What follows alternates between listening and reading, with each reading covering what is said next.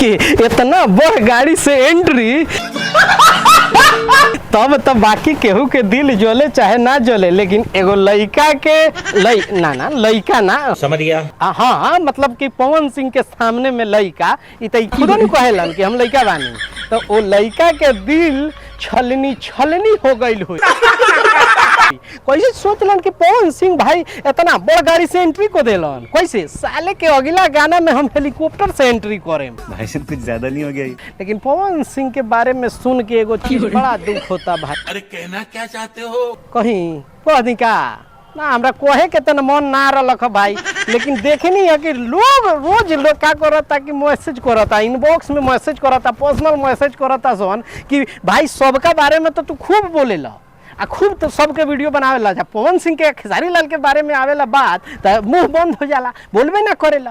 तब भाई का करी, मजबूरी बा हमारे भाई, अब बोले के पड़ता। चलो भाई का करी पवन भैया, लेकिन तू सब काम कइला, लेकिन ई वाला कामवा ठीक ना कइला। कौन कामवा हई? क्या बोला तूने? ए कैमरामैन लगाओ, गाना लगाओ। आगे तू खड़ी है, पीछे प्रियांशु बटोरी। अरे पहले ही तू गाना लगा देले रे ई वाला। ना ना दोसर गाना कहनी ना, ये ओरिजिनल वर्जन लगाओ। आगे आंसू खोई है, पीछे प्रियांशु खोई है। ई वाला ओरिजिनल है, लेकिन एकरे ओरिजिनल के एगो कॉपी पेस्ट होखला नु, कॉपी पेस्ट हो गइल बाटे। तो कॉपी पेस्ट ई वाला हो गइल बा कि आगे आने नरी है, पीछे प्रियांशु बटोरी है। आगे खड़ी है, पीछे प्रियांशु बटोरी है। नो। अरे बाप रे, ये तो धोती खोल रहा है। हाँ मतलब कि हम थोड़े कहतनी भाई, हमरे पर लोग ना खिसिए ये लोग कि हम ये बात ना कहतनी, पवन सिंह बात खुदे कहता ना। सुनी आगे खड़ी है, पीछे प्रियांशु बटोरी है। अब तो यकीन होनु गइल, लेकिन एगो बात समझ में ना आयल भाई कि पवन सिंह ई कर सकेलन का सुलेशन? तोरा का लागत रे ई कर सकेलन पवन सिंह? गुड क्वेश्चन ना तब केकर आवाज हो? केकर आवाज हो भाई? रउआ लोग बताई तो केकर आवाज हो? बदनाम करे के साजिश बगा ना। लोग कुछ लोग कहता कि एआई से बना जनरेट कइल ह, केहू कहता कि उनकरा आवाज में केहू दोसर गा देले बाटे, तो इहो हो सकता। ई ना बाकी संभव नहीं है। आज के जनरेशन में देखता नहीं लोग वीडियो साला लड़का लड़की के चुमा चुमी वाला वीडियो सब लगा देता रन सो। मतलब बिना मिलन के एगो आशीष यादव के वायरल भई रहे, खुशी ककर के वाला बना के एआई से जनरेट कर देता रन सो।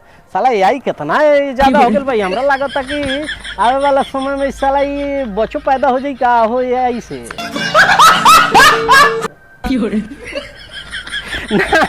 अब बताएं लोग कि अब एआई से का हो जाता, लेकिन हमरा नहीं लागत कि एआई से हो सकता कि मस्ती मजाक में सब लोग बैठो रहल हो, मस्ती मजाक में पवन सिंह मूडी तनी हवन आ तनी लोग कहता कि कहीं वो दिन पौआ मरले हुई पौआ मर के गाना हो सकता।